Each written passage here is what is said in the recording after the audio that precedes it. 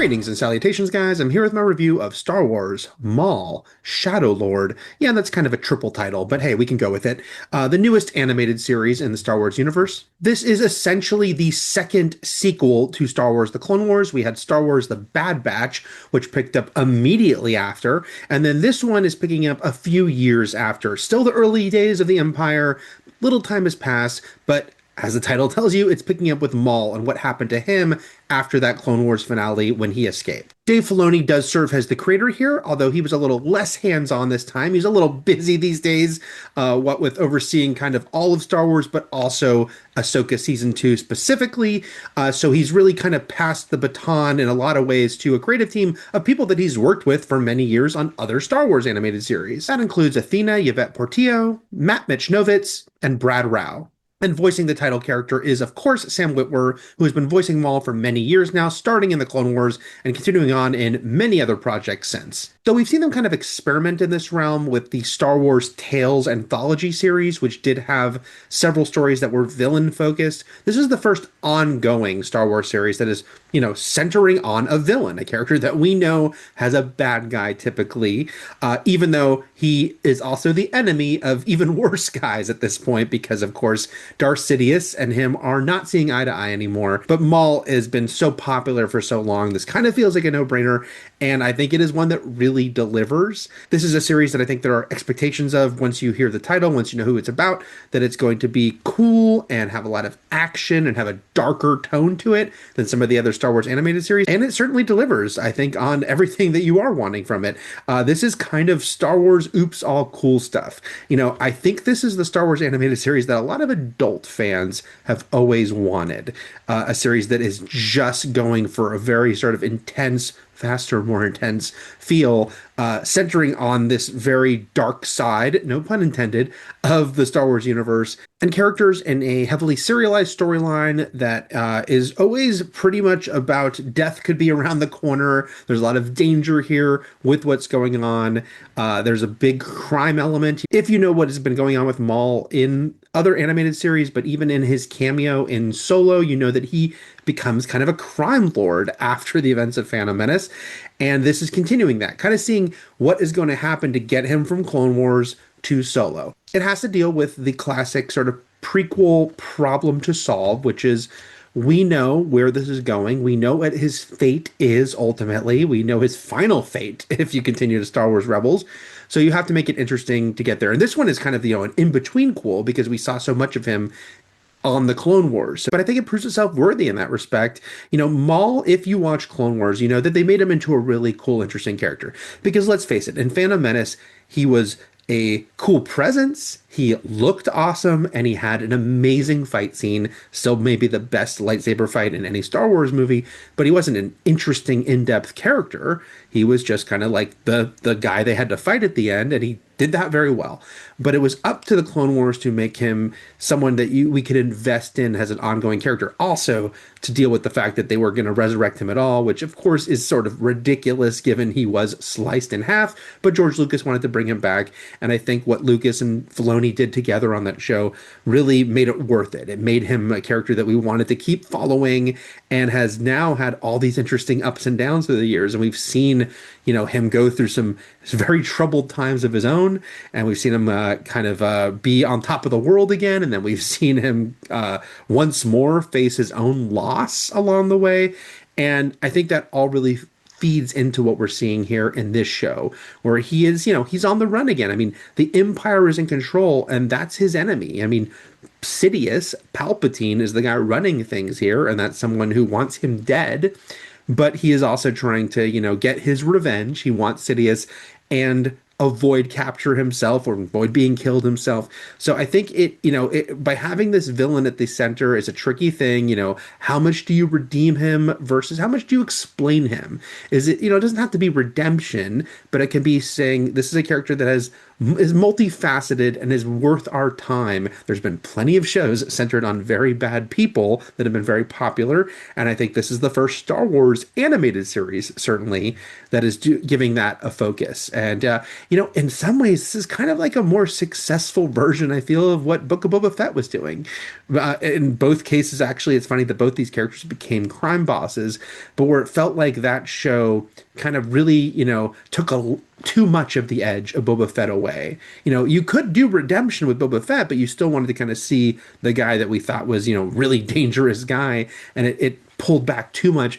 This is Maul, and we've seen him murder a lot of good people and hurt a lot of people, and I don't think they're shying away from that, but they're also showing what made him who he is, and also understand what his stakes are and what he is trying to accomplish, and make it a story worth telling. They give him a solid group of characters around him. The central storyline here involves Maul encountering a Padawan and her master who have escaped Order 66. There are a lot of those pesky Jedis who have escaped that we've met through the years, but are in dire straits themselves.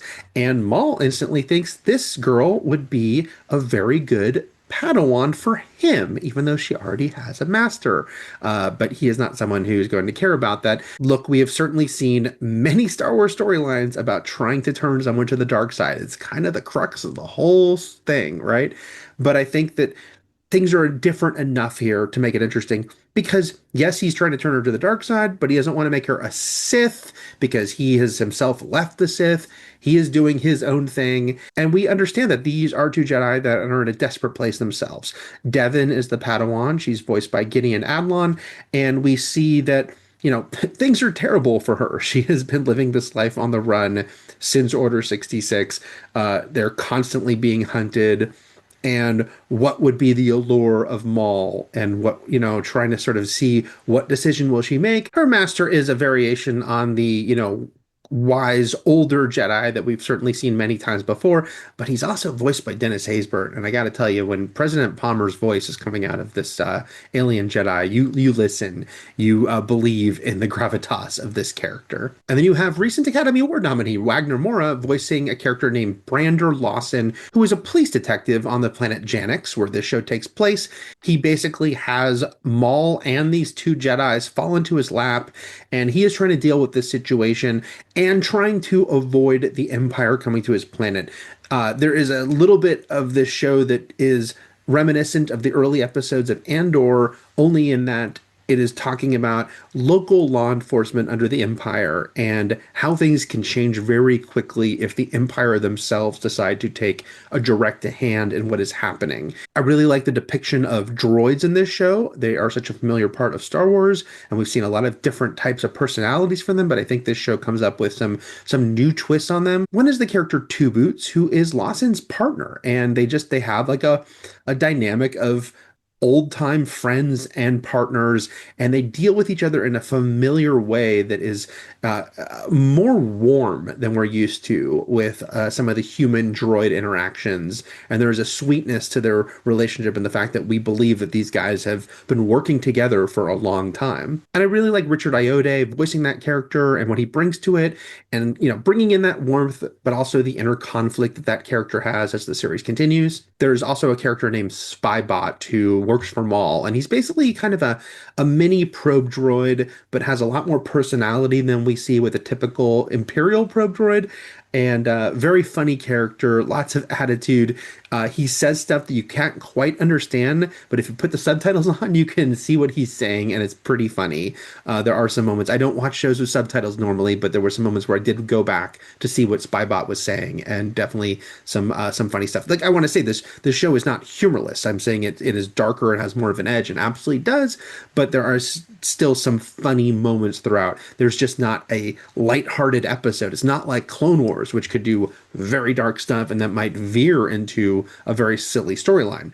This is all keeping that intensity, but also there is some wit along the way throughout. I think the show looks great. If you watch Clone Wars, which of course took many years to complete, especially the final season, because the show had been canceled and it took them years to come back and do a final season, you can see the evolution of the animation from the beginning to the end and how much better and better it got. now you have this show, and it's pretty remarkable what they're doing as far as an animated series delivering some of the visuals this show does. Again, this it's in the title. There's a lot of shadow here. The use of darkness and light and how it intermixes. It's very effective. There's a sequence with Maul and Devin that is almost entirely in the dark that works really well. There is a lightsaber fight involving waterfalls.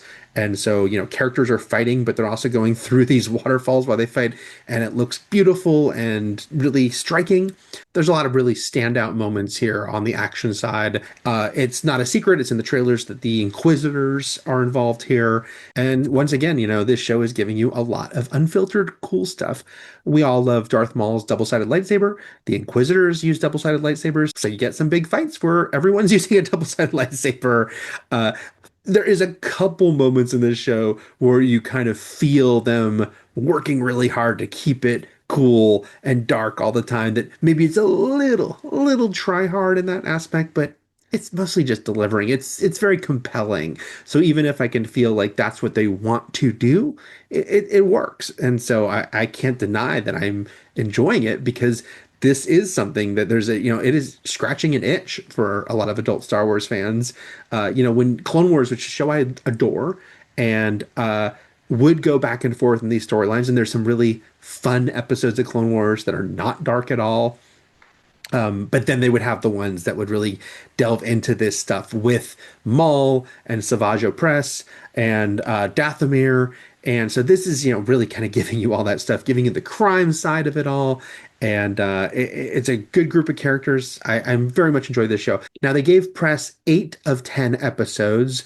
Always tricky because, have not seen the final 2 episodes. And so I can't tell you if it sticks the landing because I haven't seen the ending. So this is going off of those 8 of 10 episodes, but I love what I've seen so far. And I'm excited to see those final 2 episodes. I'm excited to see how the season ends.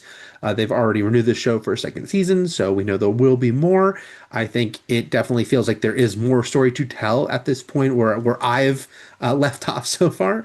And yeah, I'm intrigued to see how they all work this out. Again, it's the prequel trouble is figuring out how to make this all interesting, even if you know where certain characters' fates are going to end up, especially the lead character here. And I think they've done a really good job with that. And again, it really impresses me to look back on what they've done with Maul through the years. And Sam Witwer is so good as the character, the pain and the everything that he's gone through. You really feel it. You feel why he's kind of lost himself and sort of sold his soul in the way he did to embrace the dark side. It's become a really spectacular Star Wars performance what he does with it. And I'm so glad that he gets to be the lead here and really prove that Maul, who, in 1999 was awesome twirling that lightsaber on screen, but is worthy of a show like this. And it's not just, gimmicky. It's not just like, okay, it's empty calories. I think that there is something here to dig into. And, I think about Andor. This is not a show like Andor. And I want to say this is just like Andor. Andor was obviously doing something very specific with its politics and showing characters that were really having to cross lines, even for what might be good reasons. And this is not doing that. This is more action oriented. It's more crime saga. But it is a show like Andor that I think is, the exception that proves the rule, which is to say, I never agree with people who say all of Star Wars should be like Andor. That's what they should do all the time. Because if Star Wars was always like Andor, Star Wars would not have been a decades-long success that keeps bringing in kids and families, because Andor is not that at all. And, Maul, this is a show with the main character that looks like the devil and kills people, and there's a lot of on-screen death and intensity that would probably be too much for little kids. But I'm glad it exists. I don't think all the animation needs to be like that. I'm so happy we got Star Wars Rebels, and I liked The Bad Batch. I think this is a better show so far than The Bad Batch, but I liked The Bad Batch as well. But Maul, yeah, for a certain sect of us, that do want to get this kind of story. It's really cool that we're getting it, and it's a great continuation of stuff that the Clone Wars set up. And Clone Wars has, really been a gift that keeps on giving, I think, through Star Wars through many years. It really redeemed a lot of storylines from the prequels. It strengthened them, and it strengthened Maul. And so here we are, so many years after, nearly 20 years after the Clone Wars began, and it's still kind of paying off dividends. So those are my thoughts on Star Wars Maul, Shadow Lord. Got to think of all three titles. First two episodes are out now as I put up this video. They'll be releasing two a week for the next few weeks. And yeah, I'm looking forward to seeing how those final two are when they air. If you could like and subscribe, that'd be great, guys. Thanks a lot.